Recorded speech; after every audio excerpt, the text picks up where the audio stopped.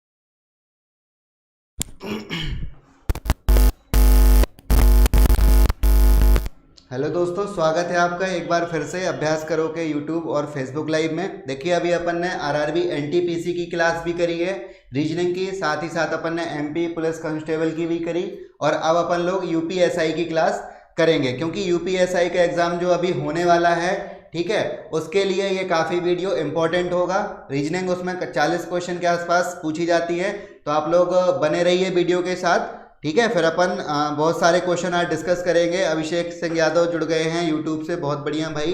अंकित विपुल यादव, मोदी रोजगार दो। देखो भाई, सपोर्ट करिएगा, जो भी ट्रेंड चल रहा है आप लोग सपोर्ट कर सकते हो, क्योंकि आपके ही हित की बात हो रही है, ठीक है। तो आप लोग चाहो तो आप लोग भी ट्वीट करिएगा, ताकि चीज़ें आगे बढ़ सकें, ठीक है। चलिए, और साथ साथ अपनी पढ़ाई भी करते रहिएगा, क्योंकि अगर सक्सेसफुल हो गया आपका अभियान मोदी रोजगार दो वाला, तो फिर एग्जाम होंगे और हो सकता है आपकी तैयारी ना हो, तो आपका फिर सीन गड़बड़ा जाएगा। अपन को क्या करना है, पढ़ाई भी करते रहना है, साथ साथ सोशल एक्टिविटी भी करते रहने हैं। दोनों ही चीज़ें जरूरी हैं। चलिए, अब अपन अपनी क्लास को शुरू करते हैं। बिल्कुल अंकित विपुल यादव जी, और जो लोग जुड़ते हैं डेली जुड़ जाइए, फिर अपन अपनी क्लास को पूरी एनर्जी के साथ शुरू करें। ये देखिए, ये यूपीएसआई की अपनी क्लास है, और देखिए, जैसे कि आपको पता ही होगा कि यूपीएसआई में 4 पोर्शन पूछे जाएंगे आपसे। कौन कौन सा? एक तो रीजनिंग पूछा जाएगा, मैथ पूछा जाएगा, ये सब चीजें आपको पता होंगी। इनको बता के मैं टाइम वेस्ट नहीं करना चाहता, ठीक है। 40 क्वेश्चन रीजनिंग के पूछे जाएंगे, उसके लिए तैयार रहिएगा। चलिए, अब अपन अपने वीडियो की शुरुआत करते हैं, क्योंकि जो चीज़ अगर आपको पता है वही चीज़ मैं डिस्कस करवाऊं तो फिर बेकार रहता है, वो टाइम बर्बाद करना होता है, और मैं नहीं चाहता कि आप लोगों का टाइम बर्बाद हो, ठीक है। अंकित विपुल यादव, बिल्कुल भाई, सपोर्ट करिए। यहाँ पर देखिए क्या लिखा हुआ है, बहुत ही शानदार कोड लिखा हुआ है। यहाँ लिखा है कि किसी भी काम की शुरुआत अगर सकारात्मक विचारों से करें तो उस काम में सफलता जरूर मिलती है। तो जैसे कि मैं रीजनिंग का टीचर हूं, तो आपको तर्क के आधार पर बताऊंगा। यहाँ पर लिखा हुआ है कि सकारात्मक विचार और सफलता, इन दोनों का कॉम्बिनेशन किया गया है। अगर आपके विचार पॉजिटिव होंगे, लोगों को मोटिवेट करते होंगे, तो डेफिनेटली आप सफल हो जाओगे और आपके साथ साथ कई और लोग भी सफल होंगे। लेकिन अगर आपने नेगेटिव नजरिया अपनाया तो आपसे जुड़े हुए लोग भी संकट में आ सकते हैं। इसलिए कोशिश करिएगा हमेशा कि जब भी अच्छे काम करो उसको पॉजिटिव विचारों के साथ करो, ठीक है। तो आपको सफलता मिलनी सुनिश्चित ही है, ठीक है। आपके साथ साथ कई और लोग भी जुड़े हुए होते हैं क्योंकि। चलिए अब नेक्स्ट, अब अपन क्वेश्चन की शुरुआत करते हैं। आप लोग आंसर दीजिएगा, उसके बाद मैं इसका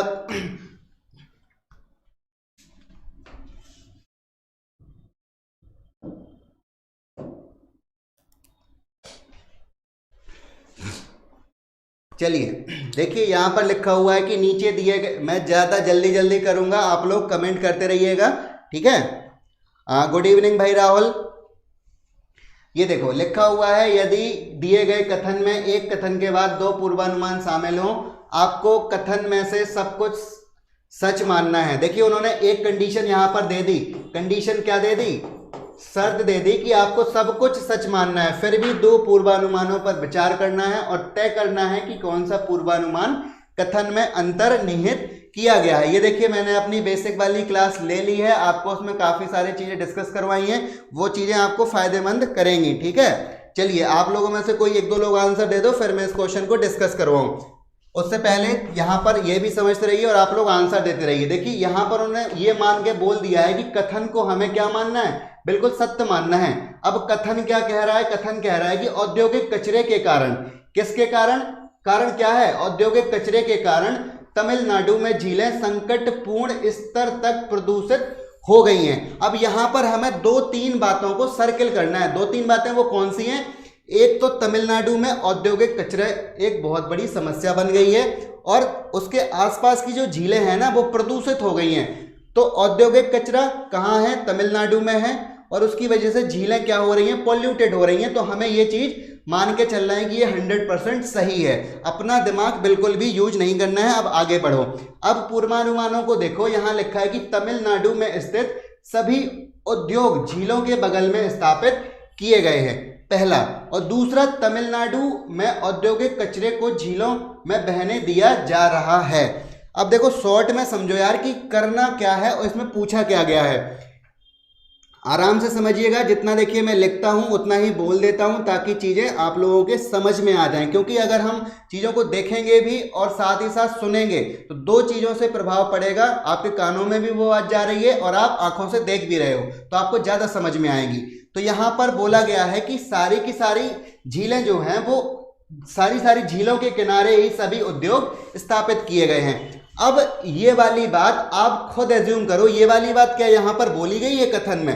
कहीं नहीं बोली गई। कथन में तो सिंपल सी बात बोली गई कि झीलें प्रदूषित हो रही हैं औद्योगिक कचरे के कारण, बस। लेकिन ये नहीं बोला गया था कि सारी की सारी झीलें औद्योगिक कचरों के जो भी औद्योगिक कचरे हैं वो झीलों में बहाए जा रहे हैं या फिर झीलों के किनारे स्थापित करे गए हैं। तो ये अपना ऑप्शन क्या हो जाएगा? पहला वाला गलत हो जाएगा, क्योंकि यहां पर कन्फर्मिटी नहीं है, स्ट्रॉन्गनेस नहीं है। अब दूसरा वाला देखो कि तमिलनाडु में औद्योगिक कचरे को झीलों में बहने दिया जा रहा है। ये देखो तमिलनाडु में औद्योगिक कचरों को झीलों में बहने दिया जा रहा है, यही तो कंडीशन है। ऊपर क्या बोला गया कि झीलें प्रदूषित हो रही हैं औद्योगिक कचरे के कारण। अब ऐसा तो है नहीं कि औद्योगिक कचरा अपने आप से उड़कर जादू से झीलों में पहुंच जाएगा, ऐसा तो होगा नहीं। जो उनके पाइप होंगे वो सब झीलों के किनारे झीलों तक पहुंच रहे होंगे, ठीक है। तो डायरेक्ट वहीं पर बहा दिया जा रहा होगा। तो कंडीशन ये है कि प्रदूषण तब हो रहा है जब वहां पर बहने दिया जा रहा है, ठीक है। तो ये चीज निकल के आई। तो अपना सेकंड वाला ऑप्शन जो है वो अंतर्निहित होता है इसमें, यानी कि only second follow, second is the correct answer. इस तरीके से आप लोगों ने इसको समझा, यही आपको रूल लगाना है। ज्यादा इसमें कुछ रूल होते नहीं है, बस कथन को सत्य मानना है, अपना दिमाग यूज नहीं करना है और कथन को तोड़ लेना है कई भागों में, तो आप लोग आंसर निकाल पाओगे, ठीक है। मैंने ये समझा दिया आपको। चलिए अब नेक्स्ट क्वेश्चन समझ लेते हैं।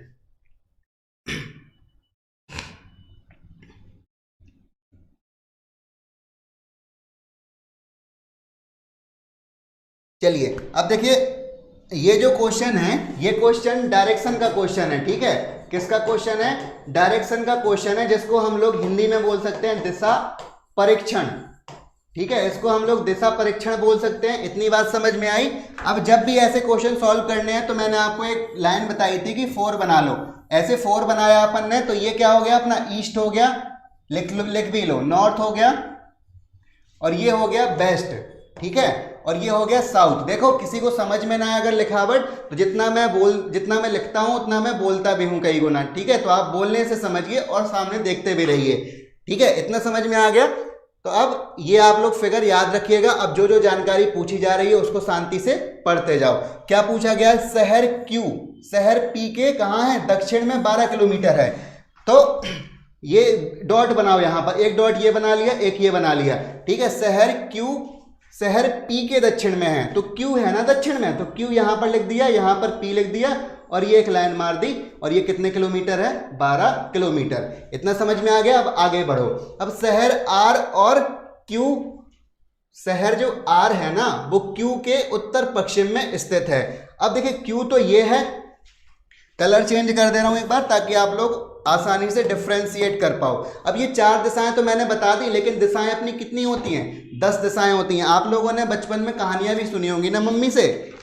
कहानियां कैसी सुनी होंगी कि 10 दिशाओं में मतलब कि भगवान रहते हैं, ऐसा करके कुछ सुना होगा। तो दिशाएं कितनी होती हैं? 10। 4 तो अपन को पता है, और 4 देखिए ये होती हैं, एक ये वाली, ठीक है। ये जब नॉर्थ है, ईस्ट है, तो ये हो गया नॉर्थ ईस्ट, और ये हो गया साउथ ईस्ट, और ये हो गया वेस्ट ईस्ट, ठीक है, और ये हो गया वेस्ट नॉर्थ। अब ये क्या कह रहा है यहां पर?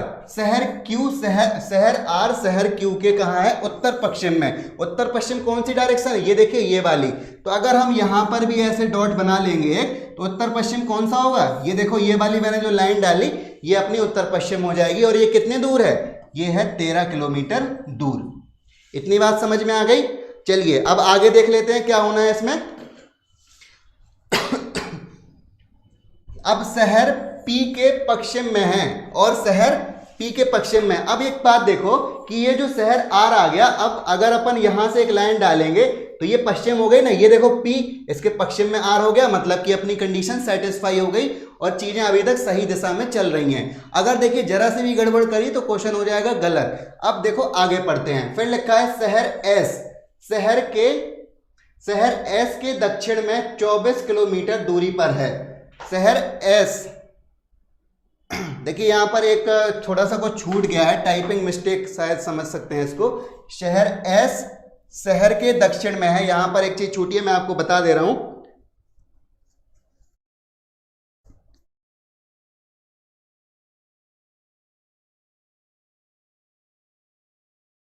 शहर एस शहर क्यू लिख लो यहां पर, ठीक है। शहर एस शहर क्यू के दक्षिण में 24 किलोमीटर है, ठीक है। यहां पर शहर क्यू कितना हो गया? 24 किलोमीटर। तो ये टोटल डिस्टेंस कितनी हो गई? 24 किलोमीटर हो गई। इस तरीके से अपन को ये करना था। अब आगे देखो पूछा क्या गया है, शहर एस और क्यू के बीच में कितनी दूरी है?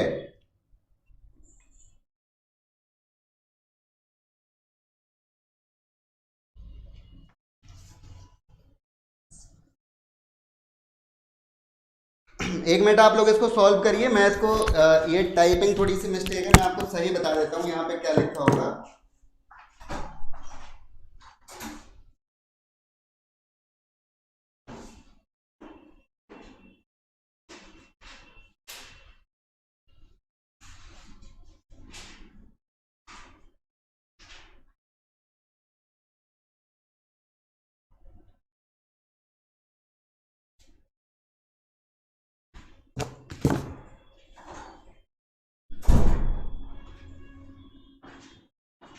देखिए शहर एस शहर आर के दक्षिण में, तो यहां पर आर था, ठीक है। तो ये देखिए ऐसा है कि ह्यूमन एरर है, ये सबसे हो जाती है, ठीक है। तो इसमें ज़्यादा टेंशन लेने की कोई बात है नहीं, आसानी से आप लोग इसको देखते रहिए। गुड आफ्टरनून भाई विजय।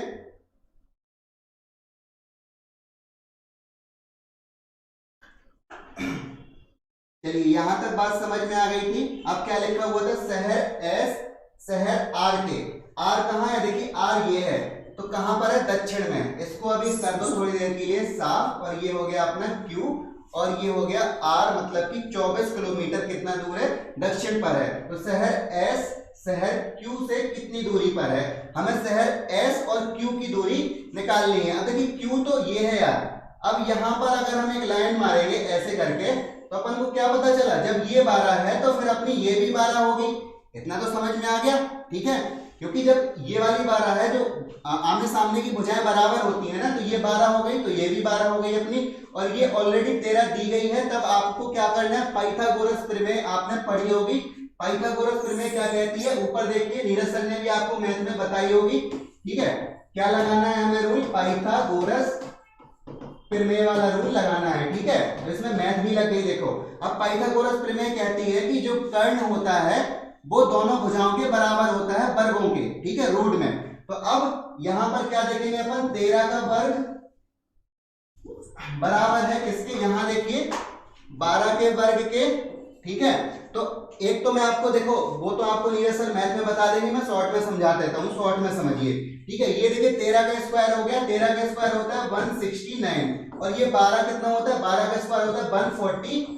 इतना समझ में आ गया। तो ये वाली अपनी कैसे निकलेगी, ये वाली निकलेगी, दोनों को माइनस कर दो, ठीक है, दोनों को माइनस कर देंगे जहां से अपन, तो ये अपना निकल आएगा 25 निकलेगा, लेकिन 25 रूट के अंदर होगा, तो रूट से बाहर निकाल लेंगे तो 5 आ जाएगा, ठीक है। तो ये अपनी भुजा कितनी निकल के आ गई, 5। देखो यार, ये ना बेसिक जानकारी है, ये तो आपको पता होगी, अगर आप कंपटीशन की तैयारी कर रहे हैं तो ये चीजें पता होंगी, इसलिए मैं ज्यादा इसमें एम्फसाइज कर नहीं रहा हूं, ठीक है। तो ये समझ में आ गई। अब पूछा क्या गया था, शहर एस और शहर क्यू से कितने दूर है। अब अपन को ये वाली चीज पूछी गई है, मतलब कि ये, तो अब ये तो अपन को पता है कि ये 5 है, ठीक है। अब जब ये टोटल पूरी वाली 24 थी, तो भाई साहब जब ये ऊपर 12 निकल गई, तो ये भी तो 12 होगी, ये देखो, अब ये 12 हो गई और ये 5 हो गई। अब पाइथागोरस प्रमेय फिर से लगा देंगे, तो डबल बार इस क्वेश्चन में पाइथागोरस प्रमेय लगाई गई थी। ये क्वेश्चन पूछा गया था, टाइम टेकिंग था, ठीक है, बस मिस्टेक नहीं करना आप लोग, तो सही हो जाएगा, ठीक है। अब x का स्क्वायर बराबर कितना होगा, 25 हो जाएगा, और ये हो जाएगा 144। तो फिर से कितना हो जाएगा, अब यहां पर देखो 12 का स्क्वायर होता है 144 और 5 का स्क्वायर होता है 25, तो ये टोटल कितना हो गया 169, ठीक है। ये 169 हो गया, इतना समझ में आ गया। अगर इसको रूट से बाहर निकालेंगे तो कितना आ जाएगा 13, तो आंसर अपना क्या निकल के आ गया, यहां देखो 13 किलोमीटर, ठीक है। अब अगर 13 कई ऑप्शन में होते तो ये अपना फिर और अपन को सॉल्व करना पड़ता। अब 13 केवल एक में है, तो डायरेक्ट अपना आंसर आ गया। और ये देखो दक्षिण पश्चिम दिया गया है, तो अगर यहां से अपन सर्किल मारेंगे तो ये देखो दक्षिण पश्चिमी अपनी डायरेक्शन दी गई है। इस तरीके से अपन ऐसे क्वेश्चन को सॉल्व कर सकते हैं। ये क्वेश्चन आया हुआ था, देखिए थोड़ी सी वो टाइपिंग में मिस्टेक हो गई थी, इसलिए थोड़ा सा प्रॉब्लम हुई है, बाकी कोई बात नहीं है, और ह्यूमन एरर है तो होते रहते हैं, आप लोग मैनेज करके चला करिए, ठीक है। मेथड समझ में आ गया। 2 बार पाइथागोरस प्रमेय लगी है। पाइथागोरस प्रमेय होती है बड़ी वाली भुजा का वर्ग बराबर होता है किसके, दोनों छोटी वाली भुजाओं के वर्ग के, ठीक है। ये आपको नीरज सर मैथ की क्लास जब लेंगे तो वो आपको पढ़ाएंगे, ठीक है।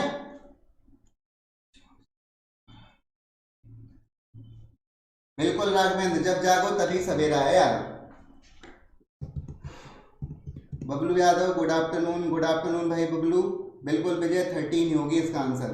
ऋतिक शर्मा सी बोल रहे हैं, विजय सिंह 13 बोल रहे हैं, ठीक है। चलिए नेक्स्ट क्वेश्चन कर लेते हैं हम।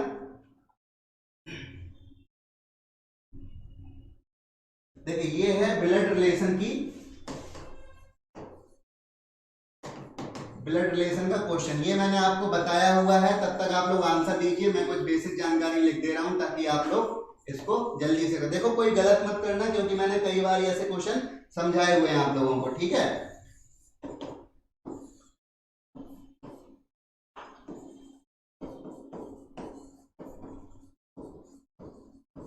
इतना समझ में आ गया, अभी मैं सब समझा दूंगा, आप लोग बस देखते रहिए। चलिए 1-2 लोग आंसर दे दो।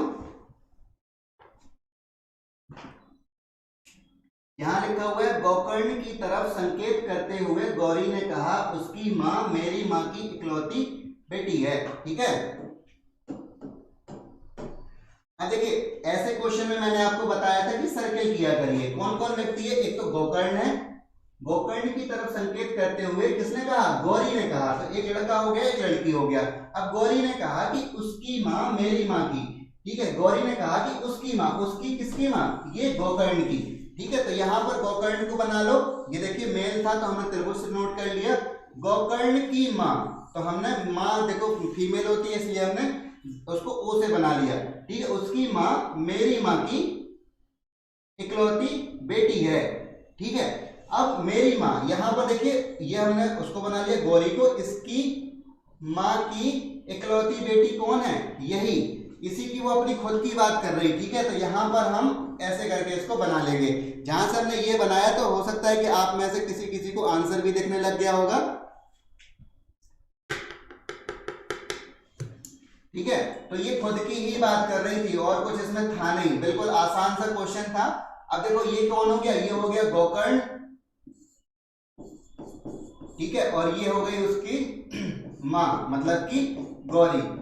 तो पूछा क्या गया था, गोकर्ण का गौरी से, ठीक है, गोकर्ण का गौरी से क्या संबंध है। तो भाई साफ दिख रहा है, ये देखो ऊपर जनरेशन को हमने उसकी मां से जोड़ दिया था, तो मां और पुत्र हो जाएगा, तो डायरेक्ट बी अपना आंसर निकल आया। इस तरीके से हम ऐसे क्वेश्चन को टैकल कर सकते, बिल्कुल विजय भाई पुत्र ही होगा इसका।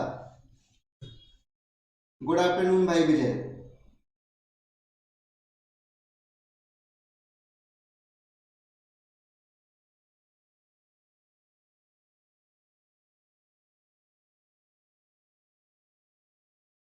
देखो यार क्लास की टाइमिंग थोड़ी सी चेंज हुई है, हो सकता है इसीलिए आप लोगों को प्रॉब्लम हो रही है। कोई प्रॉब्लम नहीं, कुछ समय के बाद मैनेज होंगी चीजें, ठीक है। चलिए बिल्कुल अभिषेक सन ही होगा। चलिए अब नेक्स्ट क्वेश्चन करते हैं।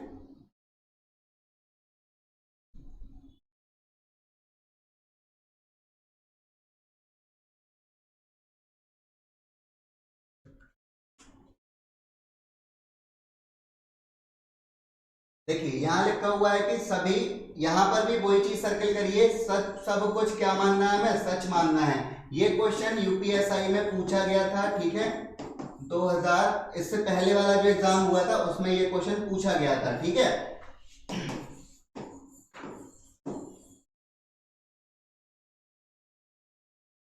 चलिए इसको करते हैं। यहाँ लिखा हुआ है कि सबसे पहले इसको पढ़िए और इसको तोड़िए, जैसा मैंने आपको बताया है, ठीक है। सभी चार्टर्ड अकाउंटेंट को ठीक सुबह 10 बजे तक संस्थान पहुंचने के निर्देश दिए जाते हैं, ठीक है। मतलब कि यहाँ पर कितने लोग इन्वॉल्व हैं, सबसे पहले ये देखा करो, एक तो चार्टर्ड अकाउंटेंट है, उनको ठीक सुबह कितने बजे, 10 बजे तक संस्थान पहुंचने के निर्देश दिए जाते हैं, ठीक है। इतना समझ में आ गया। मतलब कि मैंने आपको जब ये बताए थे, चलो एक बार फिर से रिवीजन करवा दे रहा हूं। जब मैंने आपको ऐसे क्वेश्चन बताए थे तब मैंने आपसे एक चीज बोली थी कि यहाँ पर जो भी ये पूर्वानुमान वाले क्वेश्चन होते हैं ना, तो हमें अपना दिमाग ज्यादा यूज करना नहीं है, केवल कथन को सत्य मानना है और उसके पीछे की भावना को समझना है। उसके पीछे की भावना कौन सी होगी कि जो व्यक्ति वो सेंटेंस लिख रहा है या बोल रहा है वो चीजें वहां पर देखी जाएंगी, ठीक है। अब ये हमने पढ़ लिया, अब निष्कर्ष की तरफ पहुंचते हैं। यहां पर लिखा हुआ है कि कुछ अकाउंटेंट संस्थान पर सही समय पर नहीं आते हैं। अब उस व्यक्ति की भावना को समझिए, मैं आपको समझा रहा हूं, बड़ी आसान भाषा में समझने का प्रयास कीजिए। अब जब वो निर्देश दिया गया है तो कहीं ना कहीं कुछ ना कुछ ऐसी बात रही होगी कि संस्थान में लोग सही समय पर आ नहीं रहे थे, इसलिए एक बोर्ड टांग दिया बाहर। तो बोर्ड इसलिए टांगा गया कि लोग बोर्ड पर ध्यान देते हैं, इसलिए बोर्ड टांगा गया है, ठीक है। ये समझ में आ गया, तो अपना ये वाला तो ऑप्शन सही हो जाएगा, पहला वाला, ठीक है। अब यहां पर लिखा हुआ है दूसरा वाला, अकाउंटेंट उनको दी गई सख्त चेतावनी का पालन करेंगे, ठीक है। अकाउंटेंट उनको दी गई सख्त चेतावनी का पालन करेंगे, ये ऑप्शन गलत होगा, क्यों? अब उसका आंसर मैं आपको बताता हूं क्यों गलत होगा। देखिए जब भी कोई काम किया करिए तो लाइफ में व्हाई, व्हेन, व्हाट, ये सब क्वेश्चन रेस किया करिए, ये हमारी बुद्धि को थोड़ा सा प्रखर बना सकते हैं। क्यों? क्योंकि इनमें वो ताकत होती है कि आपको सोचने के लिए मजबूर करेंगे ये सब चीजें, ये जो शब्द होते हैं, ठीक है। अब देखिए ये तो पहला वाला तो बिल्कुल सही हो गया था, दूसरा वाला भी आपको सही लग रहा होगा, लेकिन एक्चुअल में वो सही है नहीं। क्यों नहीं है, समझो, ठीक है। सागर सृष्टि जी डी बोल रही हैं, केवल एक, बिल्कुल सागर जी, सृष्टि जी यही होगा। सर जी क्या बी सही होगा? नहीं भाई विजय, बी बिल्कुल सही नहीं होगा, ठीक है। क्यों सही नहीं होगा? क्योंकि जो ये बोर्ड लगाए जाते हैं ना, ये कोई बाइंडिंग नहीं होते। हो सकता है कि भाई कुछ व्यक्ति इस पर ध्यान न दें, जो मनमोजी टाइप के होते हैं थोड़ा सा, और उनको लगता है कि जैसे मान लो थोड़ा सा लेट हो गए तो ज्यादा देर तक काम कर लेंगे, ठीक है, तो वो अपनी एफिशिएंसी पूरी देते हैं, इसलिए उनके लिए वो सख्ती से पालन नहीं करवा पाएंगे, तो ये ऑप्शन अपना बी हो जाएगा, ठीक है, बी अपना गलत हो जाएगा और केवल एक सही होगा। तो जिसने भी इसका डी आंसर दिया है उनका बिल्कुल सही है। चलिए अब नेक्स्ट क्वेश्चन को अपन लोग देख लेते हैं।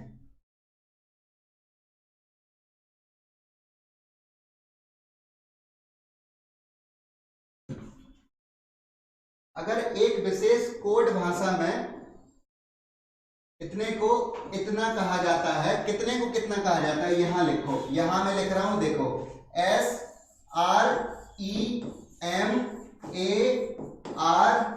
और एक बात और, आप लोग पेन और कॉपी लेके बैठा करिए, क्योंकि उसके बिना से आप सॉल्व नहीं कर सकते ऐसे क्वेश्चन, ठीक है। श्रीमर्फ इतना लिखा गया, अब उधर पे लिखा गया है क्या, फार्मर, FARMERS, इतना लिख दिया गया। अब देखिए आप लोगों को एक बात यहाँ पर समझ में आ रही है, क्वेश्चन में पूछा क्या गया था, क्वेश्चन में पूछा गया है भाई आपसे कि इसी में से ये कुछ बिगड़ा हुआ अर्थ दिया है, इसी में से हमने ये बना लिया, तो हमें यहाँ पर भी नोट प्लेस को भी हमें कुछ ना कुछ यहाँ पर चीजें लेकर के बनानी पड़ेंगी। अब रूल क्या लगा होगा, अब यहाँ पर मैं कलर चेंज कर रहा हूं तो आप लोग समझिए रूल को। रूल देखिए यहाँ पर लगा हुआ है कि एफ लास्ट वाला पहले में आ गया, ठीक है, फिर ए वाला दूसरे में आ गया और फिर आर वाला आ गया, इस तरीके से आप समझ सकते हो, ठीक है। तो ये मैंने 3 बता दिया आपको बातें। अब इसके बाद आप यही अप्लाई कर दो ऑप्शन में। तो सबसे पहले क्या आना चाहिए, लास्ट वाला आना चाहिए, यानी कि सी आएगा। अब सी के हिसाब से देखें तो अपन को सीधे डायरेक्ट आंसर ही मिल गया, क्लेप्टन, ठीक है, यही डायरेक्ट आंसर हो जाएगा, इसके अलावा और कोई आंसर होगा नहीं, क्योंकि देखो इतना टफ तो क्वेश्चन था नहीं है। ओके बबलू जी भाई, ठीक है, ऐसे इसको करना था, फिर बाद में अपन को चेक भी नहीं करना, ज्यादा चेक करोगे तो फिर गलत हो जाएगा क्वेश्चन, ठीक है। उतना समय क्यों देना चीजों में जब चीजें आसान हो रही हो तो, ठीक है। चलिए अब नेक्स्ट क्वेश्चन कर लेते हैं। चलिए देखिए एक आसान सा क्वेश्चन है, जल्दी से आप सब लोग इसका आंसर दीजिए, मैं 2-3 मिनट रुक के इसके कमेंट पढ़ूंगा, सब लोग आंसर दीजिए, ठीक है।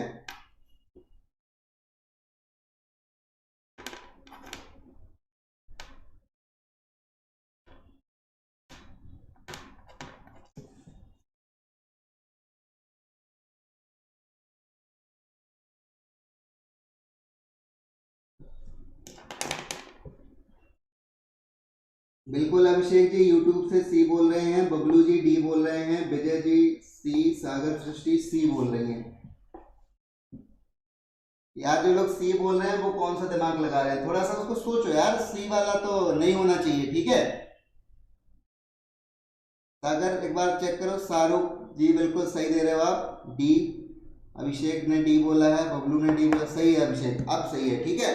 इस क्वेश्चन में यही होना था। देखो चयन करें, उसका चयन करें, एक मिनट,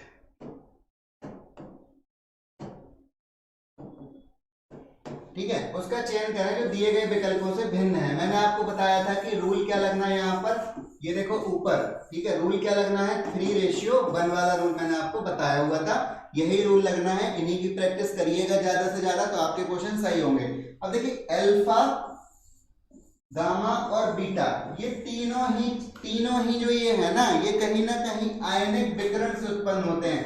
अगर आप लोगों में से किसी ने केमिस्ट्री पढ़ी होगी, ठीक है, तो वो ये चीज अच्छे से जानते होंगे, ठीक है, कि अल्फा बीटा गामा जब आयनीकरण होता है किसी भी चीज का तब उससे ये उत्पन्न होते हैं, लेकिन ये जो टाउ है ना, टाउ उससे उत्पन्न नहीं होता, इसलिए 3 एक जैसे हो गए और टाउ अपना अलग हो गया, इसको हम लोग बोलते हैं टाउ, ऐसे वाले साइन को। ऐसा आपने पढ़ा होगा ना केमिस्ट्री में, या कहीं और पढ़ा होगा जब आप 11th और 12th में होंगे, ठीक है। सर वो अगले क्वेश्चन का है, अच्छा अगले क्वेश्चन का है, चलिए ओके अभिषेक, सर जी वो इससे पहले वाले क्वेश्चन का था, अच्छा मुझे लगा कि यार इस वाले क्वेश्चन का है, कोई बात नहीं, तो सही है फिर आप सब लोगों का, ठीक है। चलिए ये समझ में आ गया ना, 3 आयनीकरण विकिरण से उत्पन्न हुए हैं और चौथा वाला जो है वो वहां से उत्पन्न नहीं हुआ है, इसलिए अपना ये क्वेश्चन ऐसा हो जाएगा, ठीक है। चलिए नेक्स्ट क्वेश्चन कर लेते हैं।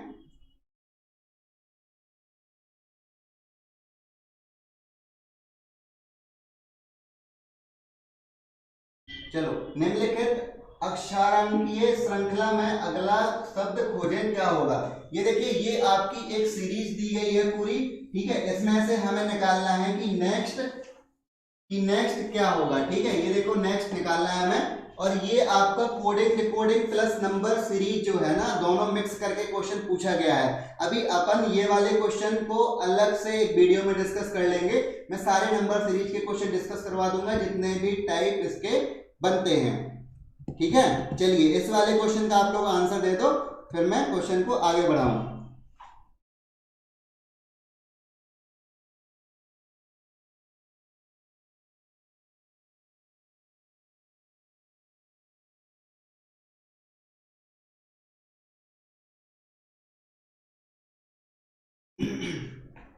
चलिए, समझते रहिए। वीडियो पसंद आता है तो भाई लाइक शेयर भी आप लोग कर सकते हो, ये बोलना नहीं पड़ना चाहिए, ठीक है। ये देखो क्या लिखा हुआ है, हमें करना क्या है। मैंने आपको बोला था कि दो तरीके से क्वेश्चन सॉल्व हो सकते हैं कोडिंग डिकोडिंग के। पहला तरीका क्या था, या तो आप पोजीशन को लिख लो। पोजीशन लिखने के लिए कंडीशन ये है कि आपको पोजीशन याद भी तो होनी चाहिए, और याद करने के लिए मैंने आपको प्रीवियस वीडियो में ट्रिक बताई हुई, एक सी फ्लोरेक्स और इजोटी वाली, जो कि दोनों ही सबको पता है, लेकिन बस यूज नहीं करते तो फिर प्रॉब्लम होती है, ठीक है। तो पोजीशन या तो याद कर लो, लिख लो यहाँ पे, उससे भी आंसर आएगा। लिखना नहीं है तो अपनी फिंगर का यूज करो, ठीक है। फिंगर का यूज करना मैं ज्यादा तवज्जो देता हूँ, उस चीज को किया करो, क्योंकि उसमें टाइम बचता है। अब देखो कैसे करना है, देखो RSTUBWXYZ, फिंगर से देखो, R के बाद ST मतलब कि एक का गैप, UB मतलब कि एक का गैप, एक एक की गैपिंग चल रही है, तो इसके बाद आगे भी क्या आना चाहिए, एक की गैपिंग आनी चाहिए। Z के बाद क्या आएगा, A से आंसर स्टार्ट होगा, और जहां से अपन ने पकड़ी कि A से आंसर स्टार्ट होगा तो अपन A काट देंगे और B काट देंगे, क्योंकि यहाँ पर B से ऑप्शन स्टार्ट हुआ है। इस तरीके से अभी एक चीज आपको समझ में आ गई। चलिए, अब नेक्स्ट करते हैं। अब देखो, नंबर को पकड़ो, 2 के बाद आया कितना, 4। चलो मैं कलर चेंज कर दे रहा हूं एक बार। 2 के बाद आया 4, 4 के बाद 8, 8 के बाद 16, 16 के बाद 32, और 32 के बाद क्या आना चाहिए। अब ये क्या चल रहा है यहाँ पे, 2 का मतलब कि मल्टीप्लिकेशन चल रहा है। 2 2 4, 4 2 8, 8 2 16, 16 2 32, 32 2 कितना आएगा, 64। तो यहां पर देखो 64 आना चाहिए, ठीक है। तो यहां पर 64, यहां पर आप लोग ना 64 कर लो एक जगह, ठीक है। तो आंसर अपना कौन सा निकल आएगा, ये निकल आएगा डी वाला, ठीक है। किसी के गलत हो गया होगा, देखो यहाँ पर यार टाइपिंग का थोड़ा सा इश्यू हो गया था, उसकी वजह से ये आप लोग यहाँ पर 64 कर लो, ठीक है। विजय सिंह बिल्कुल सही बोल रहे हो आप, 64 ही होगा। राघवेंद्र बंसल, यार देखो वो गलत आपका इसलिए हो गया होगा क्योंकि यहाँ पर 32 लिखा था, और आपने 60, जिसने भी 64 मान के लगाया होगा ना, उसका सही आ गया होगा, ठीक है। तो रूल पता चल गया कि ऐसे ऐसे सीरीज बढ़ रही थी। अब देखो यहाँ पर ना सीरीज घट रही है, एच के बाद देखो GH एक घट रहा है, यहाँ पर भी एक घट रहा है, यहाँ पर भी एक, यहाँ पर भी एक, मतलब कि -1 हो रहा पीछे वाले अक्षर में, और +1 भी हो रहा है इसमें रूल में, और 2 का मल्टीप्लिकेशन चल रहा है, ठीक है। तो अब शॉर्ट में समझ लीजिए मैंने आपको क्या समझाया। मैंने आपको समझाया कि जब भी कोडिंग डिकोडिंग से संबंधित ऐसे क्वेश्चन आएंगे तो आप चीजों को कैसे टैकल करेंगे। या तो पोजीशन लिख लोगे, और पोजीशन लिखनी नहीं है तो कहानी कैसे आगे बढ़ाओगे, नंबर की पोजीशन फिंगर से काउंट कर करके, जैसे कि मैंने अभी किया। इस तरीके से आप करना, तो आपको रूल मिल गया कि भाई या तो +1, एक जगह +1 हो रहा है, एक जगह -1 हो रहा है, और 2 का मल्टीप्लिकेशन हो रहा है, तो उस तरीके से अपन ने आंसर को निकाल लिया, ठीक है।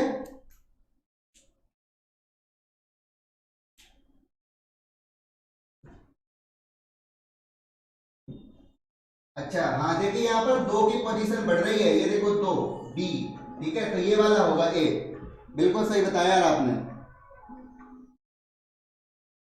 ठीक है। B हो जाएगा इसका, ये B वाले से स्टार्टिंग होगी, B C और 64, ठीक है। क्योंकि यहाँ पर अपन देखो RSTUBWXYZ A और B, क्या आना चाहिए, B आना चाहिए। बहुत बढ़िया भाई अभिषेक, देखिए ये होती है डेडिकेशन के साथ पढ़ाई, ठीक है। अगर लग रहा है कि भाई ये नहीं होगा तो देखो बिल्कुल सागर सृष्टि जी, BC64 होगा बिल्कुल। अंजलि कुमारी, अंजलि जी सी नहीं होगा यार, सी तो बिल्कुल नहीं होगा, ठीक है, उसका ए ही आंसर होगा, बी।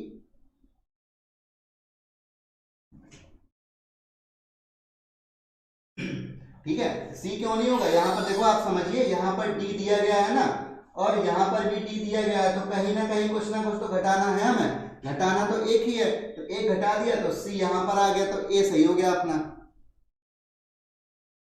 बिल्कुल सागर सृष्टि जी, बी से ही स्टार्टिंग हुई है यार, बिल्कुल अभिषेक भाई। चलो ठीक है, ये समझ में आ गया। चलिए अब नेक्स्ट क्वेश्चन करते हैं।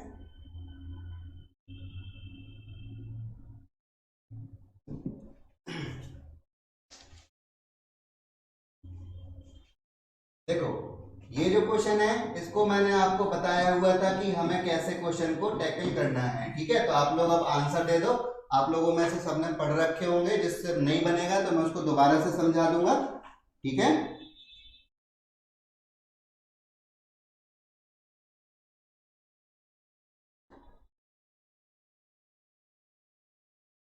चलिए देखिए, ऐसे क्वेश्चन जब भी आएंगे तब मैंने आपको स्टेप बाय स्टेप आगे बढ़ने के लिए बोला था। स्टेप कैसे होते हैं,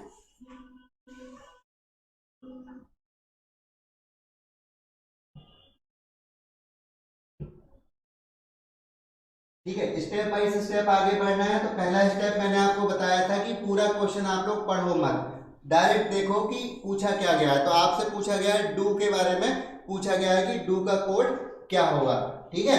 अब दूसरा मैंने आपको बताया था कि सर्कल कर लिया, फिर इसके बाद फॉर्मूला बना लो।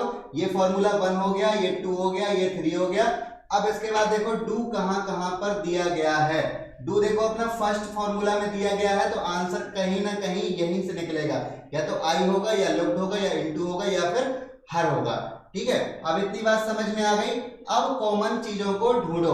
अब देखिए लुक्ड अपना यहां पर भी है और लुक्ड अपना यहां पर भी है, तो इन दोनों में जो कॉमन होगा तो वो लुक्ड का हो जाएगा, ठीक है। अब देखिए लुक्ड और इनटू, लुक्ड और इनटू दो चीजें यहां पर कॉमन होंगी। एक तो देखो पी ओ कॉमन हो गया और एक एच ओ कॉमन हो गया, तो ये दोनों इसके आंसर नहीं हो सकते, क्योंकि ये किसके हो गए, या तो इनटू के हो गए या फिर लुक्ड के हो गए। कौन कौन से, पीओ और एच ओ, ऊपर देखिए, ठीक है, इतना समझ में आ गया। तो अपना लुक्ड और इनटू नहीं होंगे। अब यहां पर कौन कौन बचा, एक तो बचा डी ओ बचा और एम ओ, और कौन बचा, एक हर बचा और आई बचा। अब आई को चेक कर लो कहीं और, देखिए आई यहां पर भी दिया गया है, ठीक है, तो आई यहां भी है यहां भी है। अब इन दोनों में जो कॉमन हो वो उसका हो जाएगा। देखिए अब यहां पर एम ओ कॉमन हो गया, क्या कॉमन हो गया, यहां पर हो गया एम ओ और एम ओ कॉमन हो गया, तो एम ओ किसका हो जाएगा कोड, ये हो गया अपना आई का कोड। अब कौन सा बच गया अपने पास, ये बच गया केवल और केवल डू, ठीक है। तो डू के अलावा यहां पर कौन बच गया, और अपना बच गया हर, तो डायरेक्ट अपना क्या निकल के आ गया, हर। इस तरीके से अपन ऐसे क्वेश्चनों को देखेंगे तो ज्यादा सही तरीके से कर पाएंगे, ठीक है।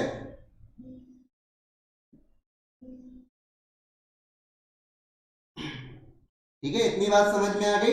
इस तरीके से अपन क्वेश्चन को टैकल करेंगे। चलिए अब नेक्स्ट क्वेश्चन कर लेते हैं।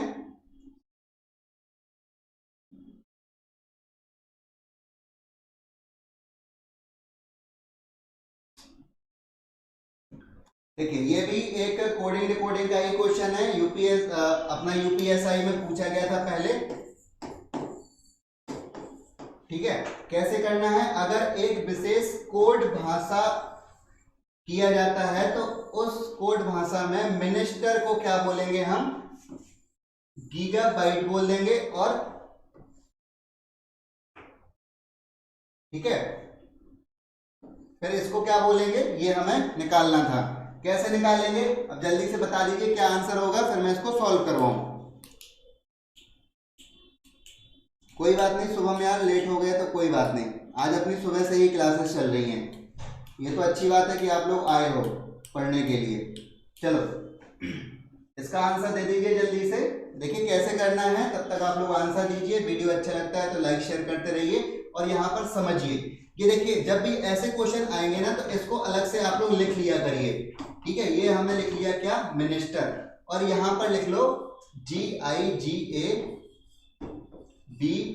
TE gigabyte. अब आप लोग एक चीज कॉमन देख रहे होंगे कि मिनिस्टर का गीगाबाइट दे दिया, तो अब कहीं ना कहीं ये जो दिया गया है गीगाबाइट, तो इसको यहां पर मिनिस्टर ही निकलेगा, बस हमें पोजीशन को खेलना है, पोजीशन, ठीक है, केवल और केवल पोजीशन की ही हेरफेर की गई है, कोई वर्ड यहाँ का यहाँ पहुंच गया, वहां का वहां पहुंच गया, इस तरीके से हमें इसको करना था, ठीक है। तो आप लोग बता सकते हो डायरेक्टली आंसर, वैसे ही करना है।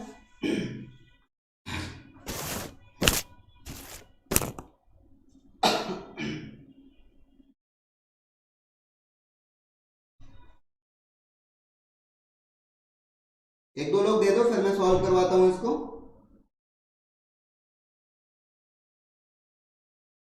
बबलू यादव डी बोल रहे हैं। भाई देखिए अच्छा क्वेश्चन है, गलत मत करिएगा, डी तो शायद नहीं होगा, ठीक है, हो भी सकता है, एक दो लोग और आंसर दे दोगे तो फिर मैं इसको समझा दूंगा, ठीक है।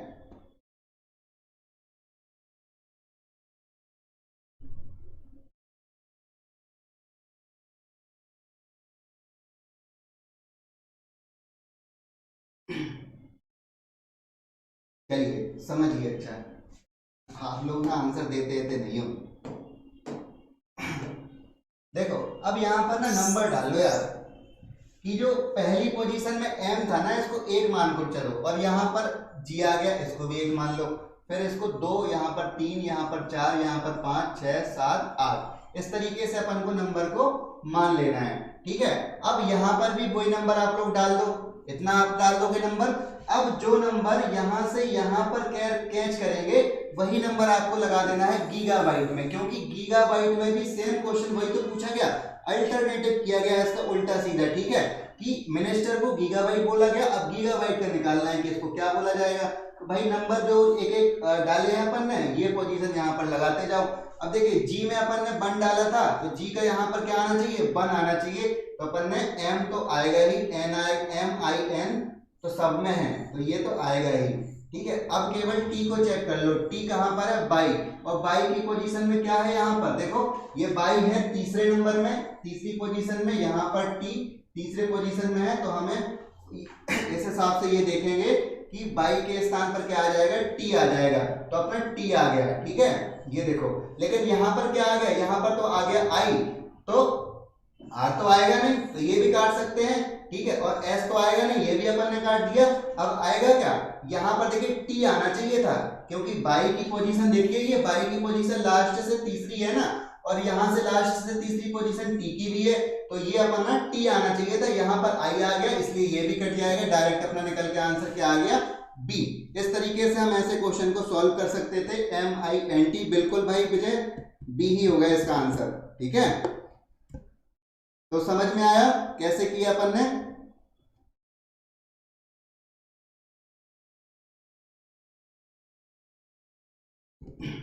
चलिए ठीक है,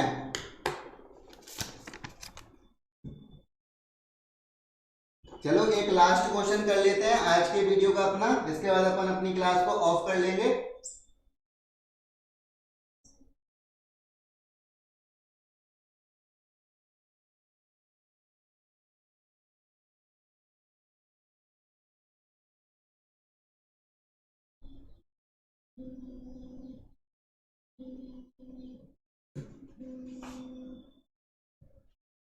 चलो देखो,